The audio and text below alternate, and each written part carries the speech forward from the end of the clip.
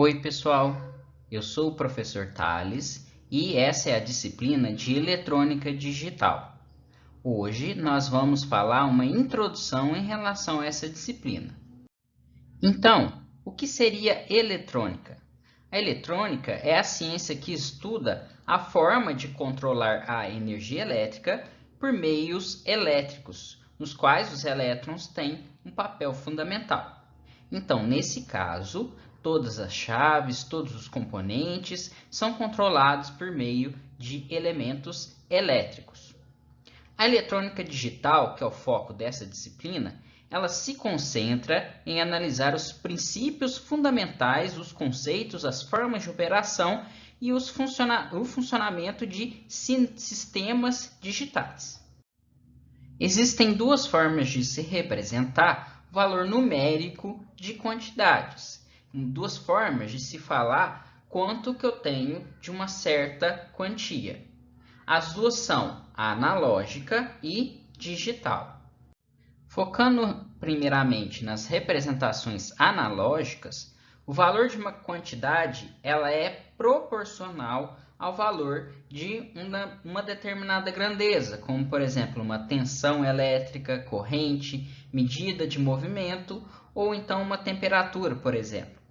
Quantidades representadas na forma analógica, elas podem variar, ou seja, elas podem aumentar ou diminuir em um determinado intervalo contínuo de valores.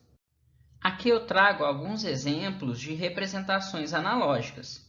Aqui, por exemplo, temos o velocímetro. O velocímetro ele aumenta e diminui a velocidade, representa o aumento e a diminuição de velocidade de um carro, por exemplo, de forma contínua. Então, eu tenho infinitos valores entre cada uma dessas marcações aqui no visor do velocímetro.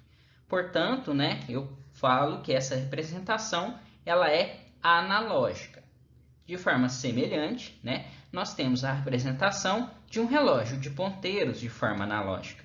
Aqui, quaisquer valores entre, por exemplo, 2 horas e 1 hora, nós podemos colocar e definir qualquer valor de forma contínua.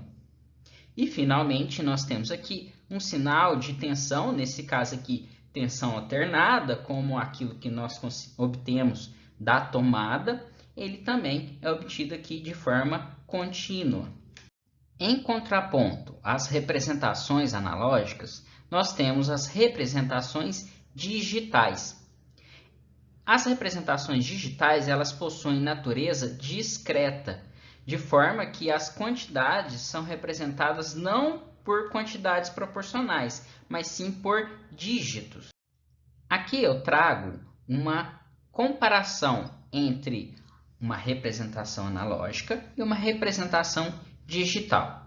À esquerda nós temos uma rampa e à direita nós temos uma escada. Analisando a rampa, nós percebemos que se uma pessoa começa a subir essa rampa, ela poderá ocupar cada uma das infinitas posições dessa rampa. Então, não tem locais pré-determinados nessa rampa que eu necessariamente preciso ficar. Eu posso ficar em qualquer lugar dessa rampa, do início ao fim. Já no caso da escada, a pessoa só vai poder ficar nos degraus. Então, aqui nós temos 8 degraus, então eu tenho 8 possibilidades para essa pessoa.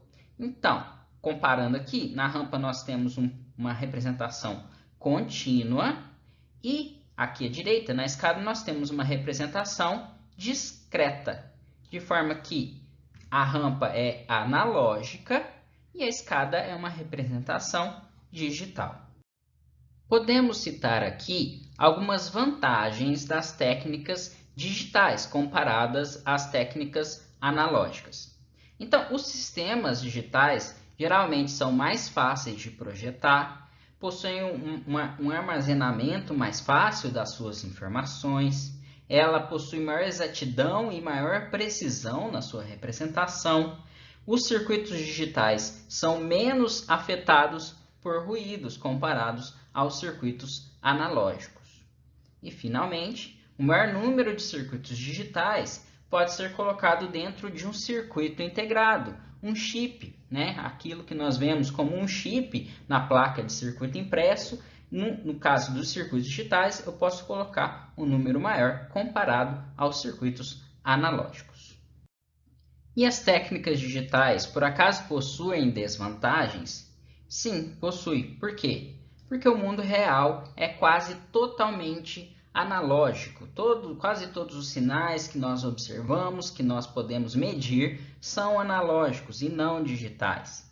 Por esse motivo, surge a necessidade da utilização de conversores. São os conversores analógico-digitais, também chamados de conversores AD, e conversores digitais analógicos, que é o caminho contrário, conversores DA. São circuitos que nós precisamos inserir no caminho para converter o sinal analógico para digital, fazemos nosso processamento digital e voltamos para o sinal analógico, para a leitura, para a representação e assim por diante.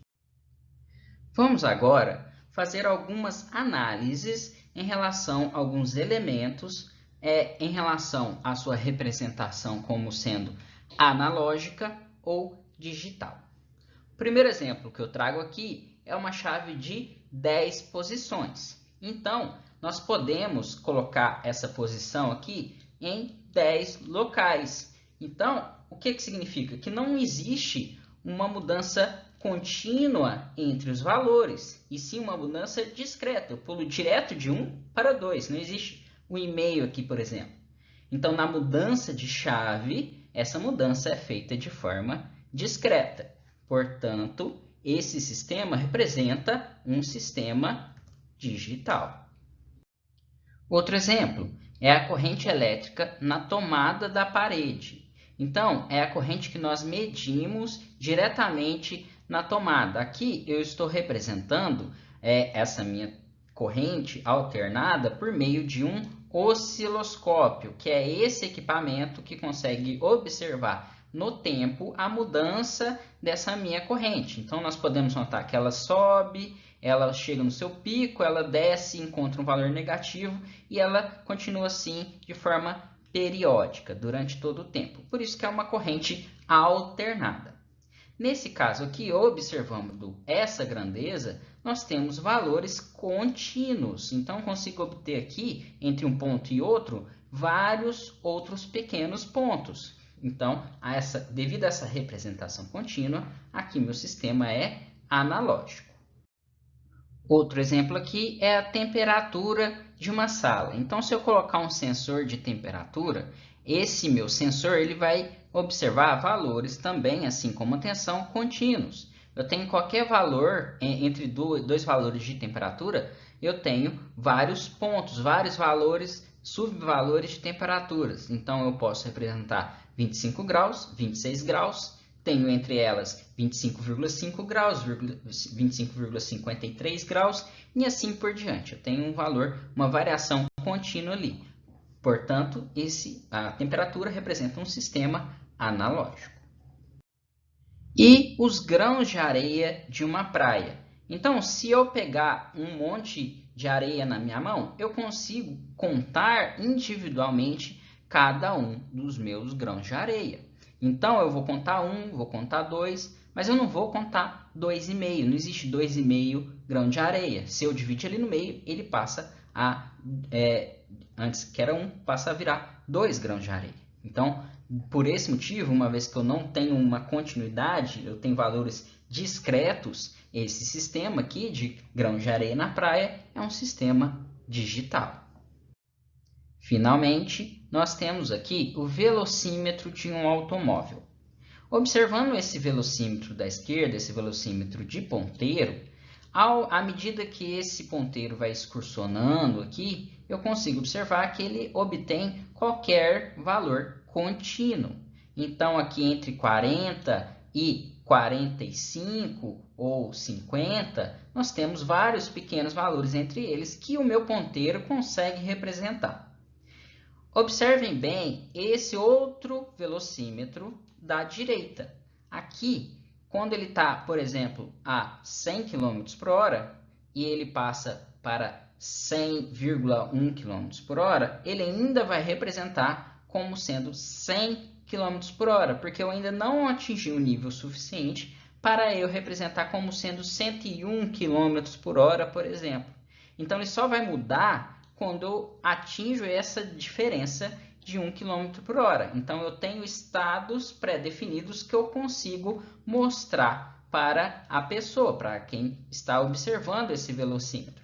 Então, por ter esses estados possíveis, eu tenho uma medida discreta: 100, 101, 102. Eu não tenho valores intermediários, não é possível representar valores intermediários aqui. Então, nesse caso aqui, eu tenho uma representação discreta.